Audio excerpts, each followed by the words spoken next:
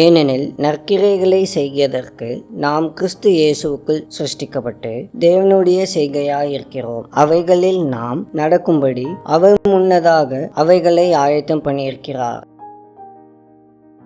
யாரோ ஒருவருக்கு உதவி செய்யும் வாய்ப்பு உங்களுக்கு கிடைத்ததானால் தயக்கமின்றி அவர்களுக்கு உதவி செய்யுங்கள். காரணம், அப்படி நீங்கள் உதவி செய்வீர்களேயானால் ஒருவேளை அந்த நபரின் ஜெபத்திற்கு ஆண்டவர் உங்கள் மூலமாக பதிலளிக்க நீங்கள் ஒரு கருவியாக இருக்கக்கூடும்.